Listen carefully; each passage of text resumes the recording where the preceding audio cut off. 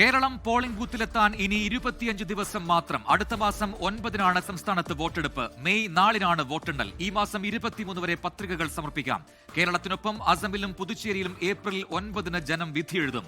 തമിഴ്നാട്ടിൽ ഏപ്രിൽ 23-നാണ് തെരഞ്ഞെടുപ്പ്. ബംഗാളിൽ 2 ഘട്ടമായാണ് വോട്ടെടുപ്പ് നടക്കുക.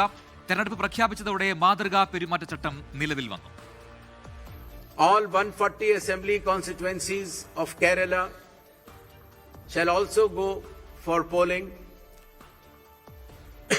on 9th April, that is Thursday, and counting shall be on the same day, that is 4th May 2026. കേരളമടക്കം 5 സംസ്ഥാനങ്ങളിലെ 824 മണ്ഡലങ്ങളിലാണ് തെരഞ്ഞെടുപ്പ് നടക്കുക. 14.4 കോടി വോട്ടർമാർ പോളിംഗ് ബൂത്തിലേക്ക് എത്തും. കേരളത്തിൽ തിങ്കളാഴ്ച തെരഞ്ഞെടുപ്പ് വിജ്ഞാപനം പുറത്തിറങ്ങും. മാർച്ച് 23 വരെ നാമനിർദ്ദേശ പത്രിക സമർപ്പിക്കാം. 24-നാണ് സൂക്ഷ്മ പരിശോധന. 26 വരെ പത്രിക പിൻവലിക്കാൻ അവസരമുണ്ട്. ഏപ്രിൽ 9-ന് വോട്ടെടുപ്പ് നടക്കും. വോട്ടെണ്ണൽ മെയ് 4-നും നടത്തും. Tamil Nadu, all 234 assembly constituencies will go for poll on 23rd of April in one phase, and the counting shall be on the same day for all the 5 states/UT, that is 4th of May 2026. West Bengal, the 294 assembly constituencies, the polling shall be held in 2 phases. In the first phase 152 and the second phase 142.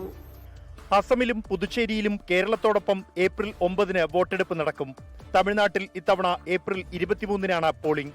കഴിഞ്ഞ തവണ 8 ഘട്ടമായി തെരഞ്ഞെടുപ്പ് നടന്ന പശ്ചിമ ബംഗാളിൽ ഇത്തവണ 2 ഘട്ടത്തിലേക്ക് ചുരുക്കി.